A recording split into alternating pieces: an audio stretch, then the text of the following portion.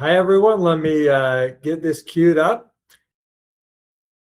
Hello, everyone. Ben Driggs here, Navigate Financial. On the call with us today, we have DJ, who is at the controls. We have a couple of questions that we're going to be asking, so he will be fielding those. Happy New Year. We hope everyone had a good holiday season and that 2026 will be a wonderful year for you. This is our first webinar of the year. We host these on the second Thursday of every month at 10 o'clock Mountain Time. We had a great season last year. What we did last year for our first year is that we chose the topics that we talk about regularly at Navigate Financial: insurance, estate planning, investing, budgeting. I was missing a couple, like debt and lending. So that was our plan last year. This year for 2026, what we want to do is talk about timely issues. So we won't know each month until we get to that time what we're going to be talking about. As a kickoff for 2026, I thought I'd talk about something that was kind of a hot topic, one of a few major themes last year, and that was gold. Gold had a really good year last year, and a lot of people have been starting to talk about gold as these things happen, right? When something becomes hot and popular, people talk about it more. So I thought it'd be interesting to talk about gold as an investment. We will not be talking about too much about the specifics of how to invest in gold, although we'll touch on that. This is not a quick get-rich-quick kind of a conversation, but we wanted to give our listeners a sense of gold. You hear about investing in gold. What does that mean? What does that mean for your portfolio? How might you integrate that into a portfolio? And also it touches on some of the geopolitical things that are happening today. And, there's a correlation between politics and gold. Gold has a long history, an interesting history, which we'll talk about today. So without further ado, we will start. We will end at 1:30. So first, why is gold valuable? Of course, gold, all that glitters is gold, or all that is gold that glitters or something. It's shiny, and it's been popular since the beginning of time. It has a long history of having some intrinsic value. People have sought gold forever. And even in the modern age, interestingly, gold continues to be valuable.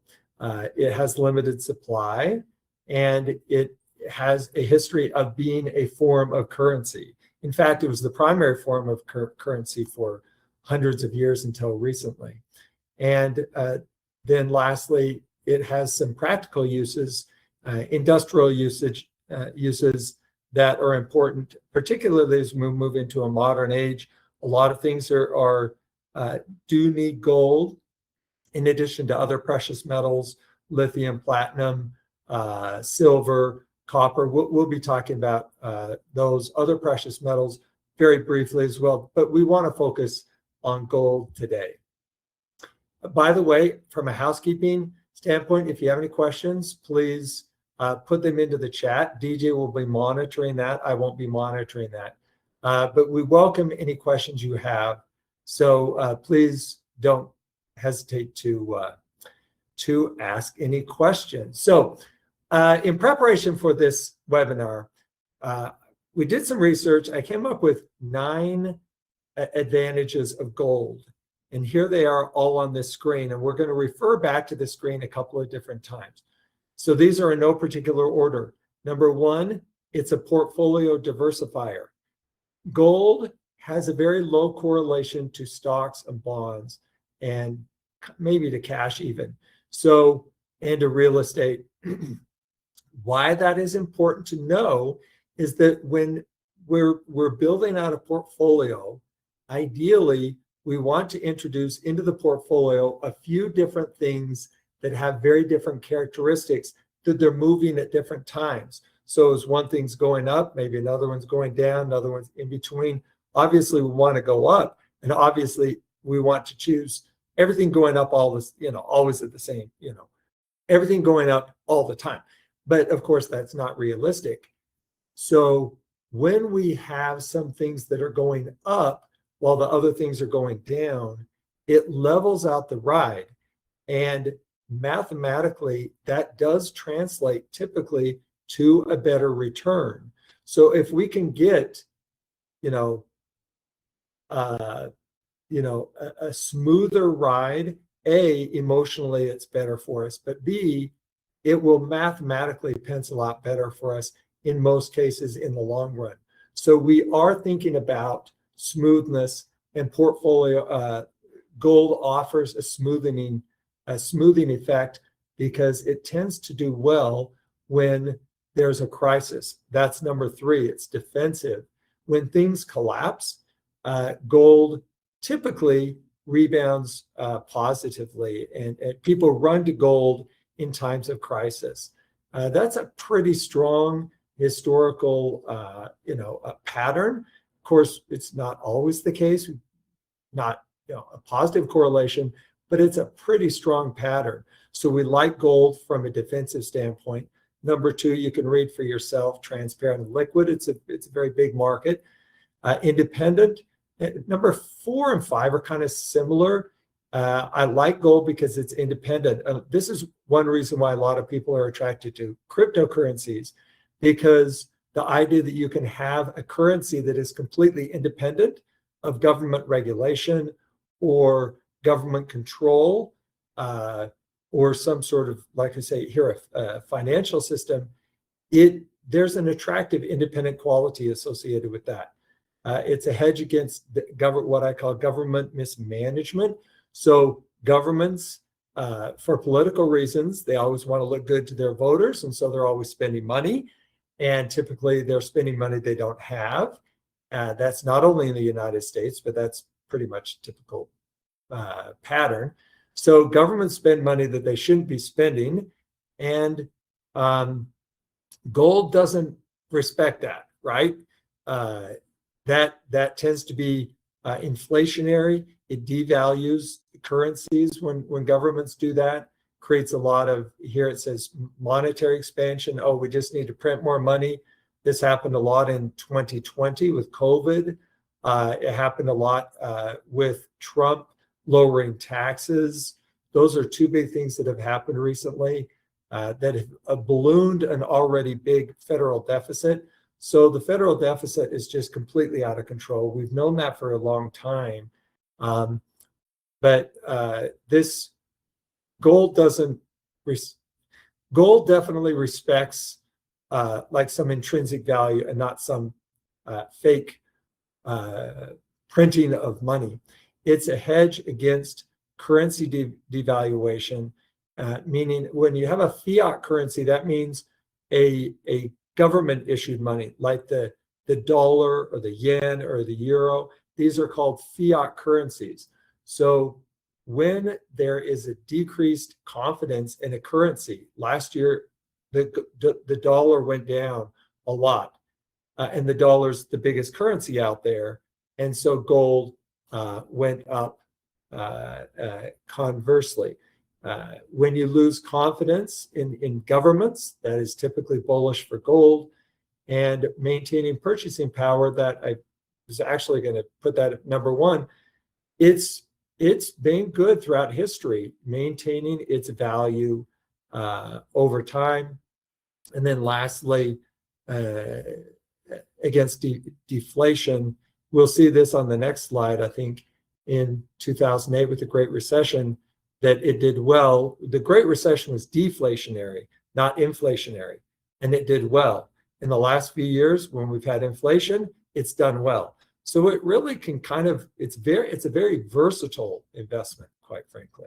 So let's look at this. This touches on item number 3, which we talked about gold being defensive, tends to do well when everything collapses. So the S&P 500 is your kind of US stock market, okay? So if we look here in the last 20, 30 years, there are a few examples that you can look at of crises where on the left-hand side, the S&P went down sharply. The very first one, it goes down 19%. What happened to gold? It goes up 8%. When we look at the tech bubble in 2000 to 2002, stocks went down 49%. Gold was up 12% during that period. A few years later, the Great Recession, stocks down big time, and gold is up quite nicely during that time as well. COVID-19, gold, that wasn't the whole year of 2020, but for a month or two, if you recall, stocks plummeted during I think it's March, April, May, and then during which time gold pops up. So a pretty strong correlation, I think, without exception, that I can remember when there's been some sort of crisis, gold has popped up. I'm wondering if there was one with the world to what was it? 9/11.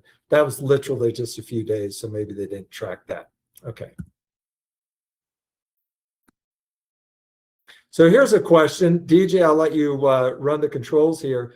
Gold increased by what percent last year? 2025, good year for gold. How much did it go up? DJ, how do you want to handle this?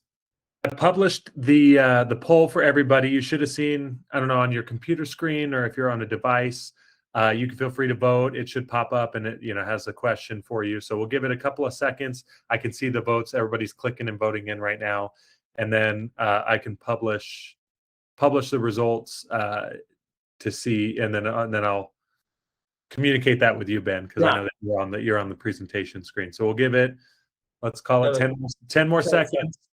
Because I know that we've got about 70% of people have voted right now. So. Yeah, if I were completely ignorant and I was hearing this, webinar for the first time, I would vote for D, based on the fact that I'm having such glowing testimonial about gold last year. But in fact, the answer is C. So what percentage of people got C? 81% of people voted for B. 38%, 9% for A, 9% for C. So there's one. No one took debate on D, huh? Most people thought 38% that voted 66% on C. Yeah, nobody put D. So yeah, it was up 66%. Silver and some other precious metals were up well over 100%, meaning they doubled the money last year. A big year in the gold and precious metals markets last year. So we'll talk about why it has shot up recently. This takes us back to 1970. I want to look at this graph for a minute, and you can see that there are some patterns. In the late 70s, 80s, that's when you had this hyperinflation. Interest rates shot up. So it was a highly inflationary period. Gold did well back then. But then you look up from 1980 all the way to 2005, you had 25 years of no growth in gold. So a lot of people say, wow, okay, it did well during that time period, but for 25 years, nothing, nada, very unattractive. Then it starts going up nicely. And then over the last maybe 15, 20 years, the returns have been almost identical to the stock market over the last 20 years. But then if you pay attention to this last year, the last couple of years, wow, it has shot up a lot. So we'll talk a bit about some of those reasons. So if we go back to those 9 things, I think 5 of them here play into why it has shot up recently. And we might even add another one, number 3, which is defense, right? So a lot of people heading into 2026 are thinking, well, the stock market has done well the last few years. I want to be defensive. I don't want to completely run to cash because interest rates are going down. So if interest rates are going down, I mean, I'm sitting there getting a couple percent in cash. That's not very good. The only thing cash provides now is liquidity and defense if everything collapses. But can I do something a little better? let's go to gold, right? So you're having number 3 come into play. Number 4 is in play. Number 5 is in play. Number 6 is in play. I think with number 5, I think that people have known for decades that government spending is out of control. The federal debt is completely out of control. And people say, oh, I don't know, I can't wrap my brain around just how irresponsible this is. We have this big thing. There is no way any individual could get away with what the government is getting away with, because they would be bankrupt 100 times over. But governments are in a league of their own. They can print money. They can issue bonds, government bonds, to help pay their debt. So it's a little different. And also, ultimately, a government's financial strength is dictated by consumers. Do they think the United States government is going to collapse? And the general thinking has been, of course not. That's not going to happen. That's not going to happen. That would be unthinkable. That would be unthinkable. Of course, the United States will pay back its debt. So until the last couple of years, that has always been, the U.S. government bond has been considered the official risk-free investment. Put your money with the U.S. government, no risk. But I think people are starting to question that now. And they're saying, you know what? The U.S. government is really in trouble. The debt is out of control. The political system is breaking down. You have dysfunction throughout government. And I'm just not sure I want to be giving money to the government, U.S. government. I'm not sure that they're going to pay me back. Unlikely, but gosh, one of these days, one of these times, the government's going to shut down. And who knows, but you have some people say, no, we're not going to start it. We're going to let the government collapse. It's not out of the realm of possibility. So we're in a political environment we've never seen before. And so some things that historically have been unthinkable, I consider that they are thinkable, and people are starting to question the legitimacy, the strength, and the health of the U.S. government. Loss of confidence, number 7. I just don't think people trust the U.S. government. I think the inside the United States, you have less than half the population voted for Trump. Of those, they're voting for him kind of for economic reasons, but really having trust in his guidance to lead the country, less than half. Outside of the United States, you have the vast majority of ex-U.S. countries being critical of Trump. And so as a whole, most of the world does not like the direction Trump is taking the United States. And that is being reflected in gold prices, no doubt about it. And then lastly, maintaining purchasing power. We want, as I mentioned earlier, with cash going down, hey, I still want to keep up with inflation. Gold's a good bet. So let's, any questions so far? I know I'm rambling. It's 10:19. We have about 10 minutes to go. Yeah, we have one question that came in, and just a simple one. Would you recommend gold for young investors? Absolutely. We'll talk about that in a minute. That question will be answered in just a minute. So I'll start the poll on this one real quick, and we'll give a little less time. But the idea is, if you had $100 in 1970 and put it into one of these 6 different areas, which would grow the most? Which one would have grown the most up until 2023? So I set that out to you. So you got stocks. So if you invest in the stock market, into corporate bonds, gold, government bonds, real estate, and then cash, if you just left it in cash. So I'll let you guys go and throw votes in there. I see them flood in. About half the people at this point. Give it maybe 5 more seconds. 4, a few seconds. 2. What is the big winner in the last? What's that? We were split between 3 answers. What are they? The first one, half of everybody on the call voted real estate. The second, a quarter of the people voted gold. And then the third one, the remaining quarter, was stocks. So those were the 3 between stocks, gold, and real estate. Half of the people putting real estate. This is on a diversified basis because obviously you might have one real estate project that, went way up, or one stock. We're talking on a diversified basis. The answer is this goes in order of who did the best, as evidenced in this next slide. So look at the bottom row. Well, the top row says $100. The bottom row says in 2023, the $100 in the S&P grew to 22,000. A massive, massive growth.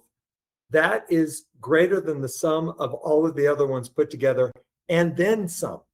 I mean, it's a huge dominating performance by stocks, by US stocks in particular over international stocks. You want your money in US stocks is the place to go, followed by corporate bonds, gold, US just government bonds, corporate bonds. And then real estate is actually a pretty pathetic performer on a diversified basis. Sorry, with all due respect to the die-hard real estate investors on a diversified basis, real estate is not that impressive compared to the stock market. So now this goes up to 2023, and since then, gold has gone up a lot. So these aren't exactly accurate. If we factor it up through today, gold would have jumped over corporate bonds and be the second place after stocks. So what's the point? If you think you've missed out on gold as really being a good opportunity, you haven't. Gold has been mediocre for the last 50 years as a whole. It hasn't been till the last couple of years that it has shot up. And so you might think, oh, it's too expensive. But even after the last couple of years going up, it's kind of right now in the last couple of years, gold has been playing catch up to what would be considered to be a long-term rate of return. So it's fairly valued. I don't think it's overvalued. And if you think about what's happening in the political, what's happening around the world when you have loss of confidence in the U.S. government, loss of confidence in the governments, not only the U.S., but Japan, other European countries, ability to pay back their debt, then you could really have a monetary crisis that in which gold would do quite well. Does gold keep up with inflation? So DJ, put this together yesterday. It was kind of like trying to figure, we were looking yesterday at how has gold done compared to inflation. So starting in 1970, gold was at $35. $1 bought this much amount of gold. Fast forward to last year, gold had gone all the way to $4,400. That this value of the same amount of gold was worth $125. So it goes from $1 up to $125 worth of value. Then you say, well, how about inflation? How about $1 like a greenback? In 1970 compared to today, that would have gone up to $8.35 today. So obviously inflation, you can't buy as much today with the same amount of dollars as you did back in 1970. It would take you 8.5 times more to buy the same thing compared to 50 years ago. But you look at gold, 125. And if you go back a couple of years through 2023, and right now it's 125, it's 55. So through 2023, it went up from $1 to $55. And then in the last couple of years, it's gone from 55 to 125. So 125 times in value compared to the erosion of the dollar. So bottom line, it has absolutely outpaced inflation. And getting back to the question of the young person saying, oh, should a young person invest? Well, if you can do better than inflation by a big margin, that's what you want. At a minimum, we want our investments to keep up with inflation, which is the great eroder of strength. How do we invest in gold? We can talk about that independently. If you want to give us a call, we can go through different options. But roughly, we can buy physical gold, put it in our home. There are certain agencies that will hold gold, physical gold for you. That's called bullion, gold bullion. That's one way. It's kind of clunky, but some people like to actually hold that physical gold in their hands. You can buy shares of gold mining companies, and like gold prices in general, those are still rather fairly valued, even though they've gone up a lot in recent years. You can buy what is called an ETF. That's just kind of an index that tracks gold. And then you can buy an actively managed mutual fund. And that mutual fund would be like we follow for some of our clients, they are investing in an actively managed gold mutual fund. So that manager is managing the gold. And the one that I'm thinking of, they own physical gold and they're gold mining companies. I don't think they're doing ETFs. I think that's kind of a simple way to do it. And I don't think they think that's the most efficient. But for the average person, it might be easy. We have a lot of people who are invested in just the basic ETF index, gold index. So question, there's a question on the Q&A that I think is relevant to the previous slide. What would be your recommendation if you were to talk with somebody? Now, obviously, each individual will be different, but it says, is the recommendation to invest in gold or to physically purchase if you had to choose between those two? I'll go with number 4. The fund manager is owning physical bullion, but they're taking the responsibility. They have it physically in a vault, right? Billions of dollars sitting there in a vault.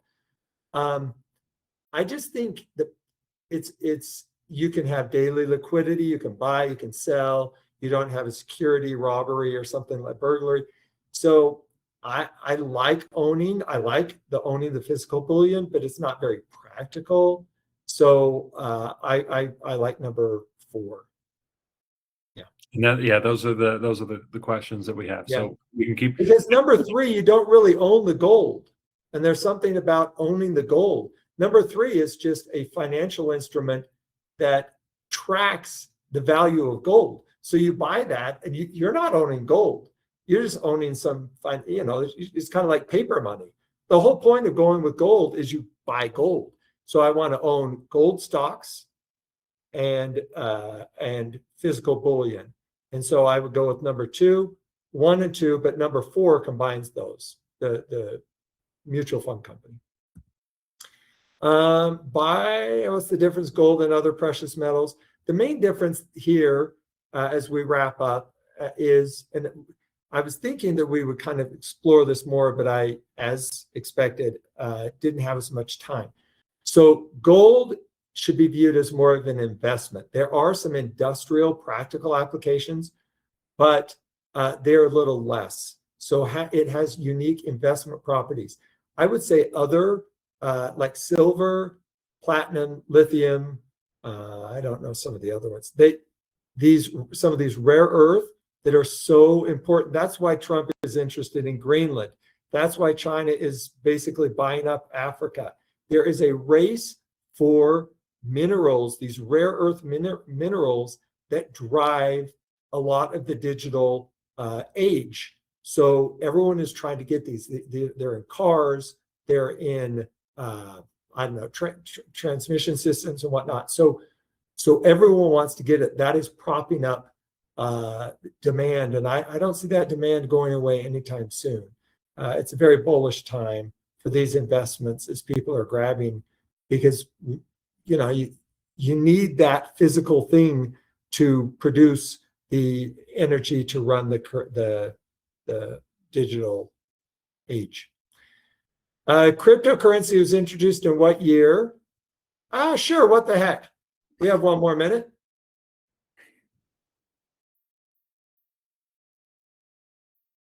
So I've opened the poll. It should have popped up on your screen. We'll give it a solid 5 seconds here. So so we'll end here while you're doing that. Cryptocurrency, a lot of people say, oh, I like cryptocurrency because it has a lot of the same characteristics. It's off the grid like gold. It's something physical, although it's actually not physical, but it's there is a physical, like scarce resource, component to it. People who don't like government watching over their shoulder, they like cryptocurrency because there's a lack of transparency. So there are a lot of things about cryptocurrency that are attractive. However, cryptocurrency it's not transparent. Gold is. I want to be dealing with things that are transparent, not non-transparent, right? So gold wins out on that. And importantly, gold, as we showed earlier, has inverse correlation. Typically, when things go down, stock historically has gone up. Gold has gone up. Unfortunately, for cryptocurrency has a positive correlation to the stock market. It has. And so when they've had these drawdowns in the stock market, oh, guess what happened to cryptocurrency? In almost all cases, it went down too. And so it doesn't work well as a diversifier. It's much more volatile than gold, cryptocurrency is. And it just doesn't have a long track record of gold. So I think it's much more speculative. I'm not a fan of cryptocurrency, but if you kind of like the crypto thing, maybe you can consider gold. The answer to this question is 2009. How many people, or what percentage of people got 2009? 33% voted 2009. Most put 2002 at 41, and 25% put 1995. Nobody. So put that puts it at 16 years. I mean, that's just a really new concept. It's going fast, but it's the wild, wild west. And I just think it's fraught with peril still. But it might replace gold eventually. It could. And so the question is, the difference of gold as a crypto, this digital gold, I think that's a stretch. It does not have the same qualities of gold. So I think it is a misnomer to say, oh, crypto's the digital version of gold. No, it's different. I don't like it as much, but who knows what the future holds? Maybe crypto will replace gold and in fact become a legitimate digital currency. So that's it. Any other questions before we hang up? I mean, we'll open up the Q&A. We don't have any that have come in. If there are any questions, we can answer them here. Sounds good. Well, it's good. 10:33, 3 minutes over. Thank you for your patience. We really appreciate your spending a few minutes with us this morning. Take care. Have a wonderful new year, and we'll talk with you on the second week of Thursday in February. Take care. Bye now.